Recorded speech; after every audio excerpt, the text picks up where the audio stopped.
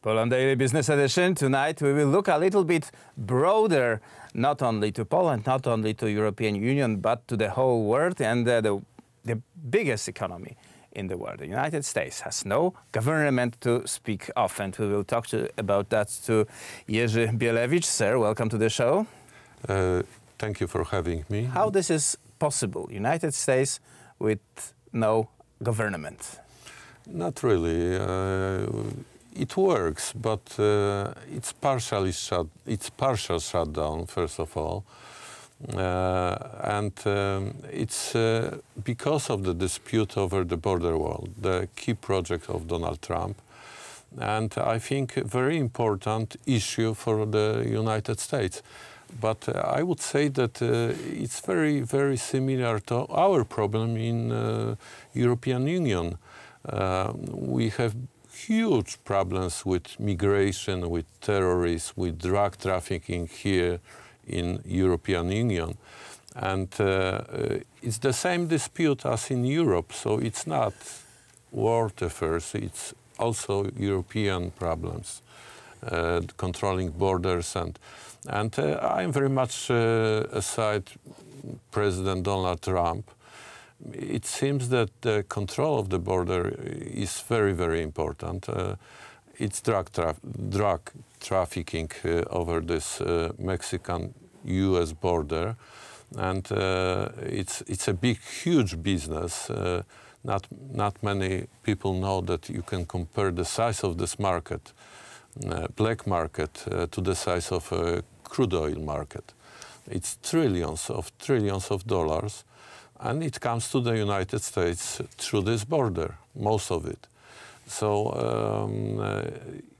there was little detail which is very saying that the price of drugs near to Mexican border is 10 times less than the price of the same drug let's say in New York or in Seattle, which tells me that the United States lost control of its southern states, that maybe this huge trafficking business is very corruptive for southern states of the United States. Well, except for that, we have a problem with intoxication of the whole generations, of the habitual use of the drugs, of the opiates that are used like cigarettes were used 20 or 30 years ago, and that has its footprint on the well-being of the society, of the well-being of the families, of the rising the children. Look, let us jump to Asia and China. China is the world leader of and producer of compounds, ingredients that are needed to produce synthetic drugs. And until recently, right now, it's not penalized in China.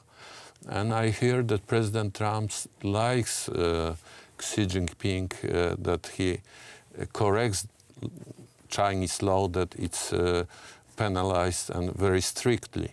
And we have this Silk Road project.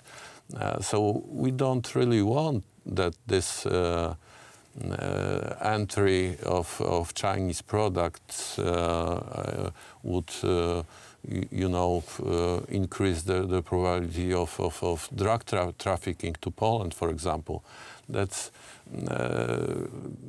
global trade, global economy, and global problems. And drug trafficking and production and trading, it's a huge, huge problem for our generation. Well, the United States is a country of immigrants. Like 99.9% of the inhabitants has their roots somewhere in Europe, in Asia, or in Africa.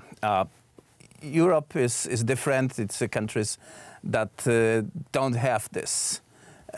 Like most of Germans, most of French, Poles are living here since several hundred years. So I think it's difficult to compare the American situation and the legitimacy of stopping the migrants who wants to improve their lifestyle, who wants to work in the United States, from the American situation to the European ones, when most of those people came here to get state-funded pensions and basically do nothing except from spreading their culture. And its similarity, it's no longer that much difference between European Union, Poland and the United States, especially after this migration crisis 2 years ago. Look at the ethnic situation in France or in Spain and in Germany. There's the magic border of 5%. Is there a Muslim population? Is already over 5% or not? And that's the question. And demographic issue as well. Again, the problems in the United States are quite similar to those of the European Union. And controlled migration, that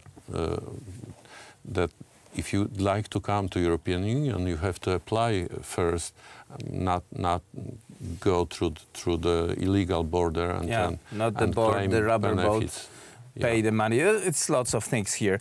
Okay, so the problems are similar. This solution looks different because Donald Trump is determined to stop it, to build the wall this way or another. The government and the new Congress will not probably give him money for it, so he decided to make it by force.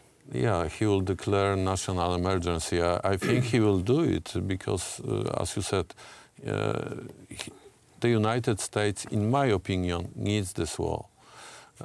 It's 3,000 miles of the borderline, and it's only 700 miles of wall, existing wall.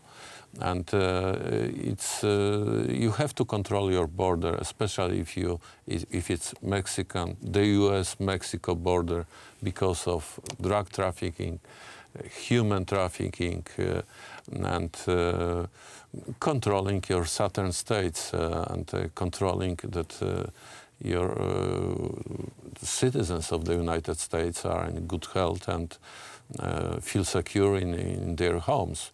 And it's not the case along the Mexican border. There's a lot of problems. We cannot untangle all of them in this 10 minutes show, but at least we tried. Jerzy Bielewicz was our guest, sir. Thank you very much for coming to the show. And that was it for tonight's Poland Daily Business.